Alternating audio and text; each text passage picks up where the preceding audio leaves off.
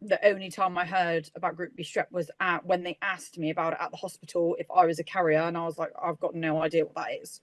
And when they said that he tested positive, obviously at that point I was like, okay, let's get on the internet, let's research. Other than that, I'd not been told about it. I've not been told.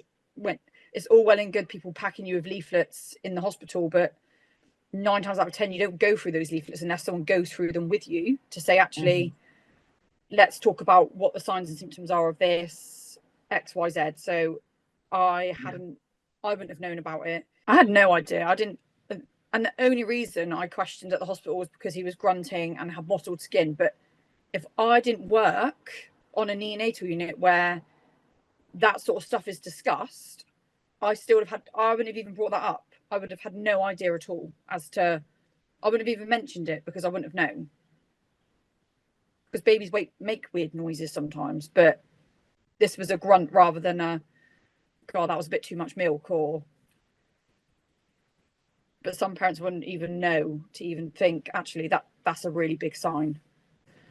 I think routinely screening needs to be done. I just think that actually at your prenatal appointments, it should be discussed.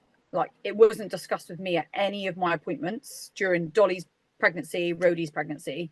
And if I go on to have another, I'd like to see if it's discussed then or not, to see whether it's still the same despite losing a child over it. And people should be screened, every person in England, because they screen everywhere else in the world. So I don't understand why England isn't doing the same. It's frustrating. Me and Scott have got really good communication, so we will talk about things. We will talk about Rhodi. We often discuss like what happened with him. So we're quite lucky that we've got each other to be able to bounce off of.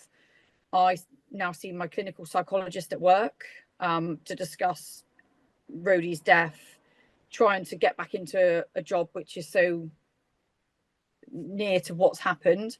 And family, like, I've had to arrange counselling for my family because they struggle with the fact that they've lost, particularly my mum and dad, that they've lost their grandchild, as well as grieving for their daughter who's also lost a child. It just changes your life.